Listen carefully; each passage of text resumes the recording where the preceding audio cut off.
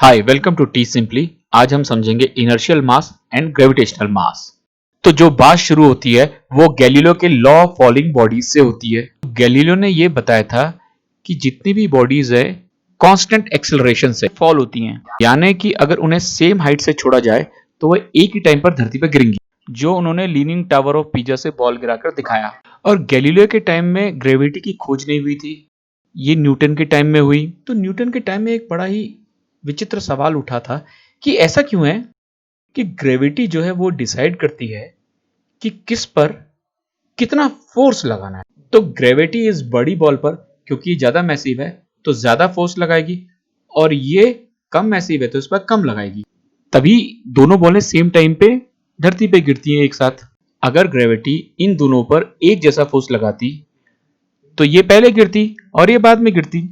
तो जो ये अर्थ फोर्स लगा रही है ये मास के प्रोपोर्शनल है, तो मास ज्यादा है तो फोर्स ज्यादा लगाएगी, और मास कम है तो कम फोर्स लगाएगी। ये बड़ी अजीब सी बात है कि ग्रेविटी ये देख रही है कि किसका मास ज्यादा है किसका मास कम है, और उस हिसाब से वो खींच रही है। तो अब इसे इक्वेशन के जरिए हम समझते हैं। तो ये बॉल अर्थ पे गिर रही है और माना इसका मास mb है, तो अर्थ इसको खींच रही है। तो जो बॉल और अर्थ एक दूसरे के ऊपर फोर्स लगा रहे वो न्यूटन्स यूनिवर्सल ग्रेविटेशनल लॉ से पता लग जाएगा। जी यूनिवर्सल ग्रेविटेशन कांस्टेंट है, mb मास ऑफ बॉल है into mass of earth upon R square, जो दूरी है बॉल और अर्थ की दोनों के सेंटर से। अब हमें इस बॉल का एक्सेलरेशन पता करना है। तो बॉल पे लगने वाला फोर्स जो ग्रेविटी की वजह से है वही होगा। तो force equal to mass of ball into acceleration. अब इस फोर्स की वैल्यू हम इधर डाल देते हैं, mb इंटू ए, कि ये ग्रेविटेशन का फोर्स ही तो है जो बॉल पे लग रहा है। तो न्यूटन ये बात जानते थे कि अगर गैलीलियो का लॉ ऑफ फॉलिंग बॉडीज सही है, करेक्ट है, तो जो ये इनर्शियल मास है जो कि न्यूटन के सेकंड लॉ से डिसाइड होता है, ये उसके ग्रेविटेशनल मास के बराबर होगा। तो न्यूटन ने ये मान लिया कि जो इनर्शियल मास है और जो ग्रेविटेशनल मास है वो दोनों सेम है, तभी हर चीज कांस्टेंट एक्सेलरेशन से नीचे गिरेगी। तो ये mb कट गया, a equal to G mass of earth upon R square बच गया। तो अब जो एक्सेलरेशन की वैल्यू है वो कांस्टेंट है, तो अब हर बॉडी सेम एक्सेलरेशन से आएगी नीचे, क्योंकि g कांस्टेंट है, मास ऑफ अर्थ कांस्टेंट है, r कांस्टेंट है। यानी कि जो बाकी ऑब्जेक्ट्स हैं जो ग्रेविटेशनल फील्ड में है उनका उनके मास से कोई संबंध नहीं है, उनका एक्सेलरेशन उनके मास से इंडिपेंडेंट है।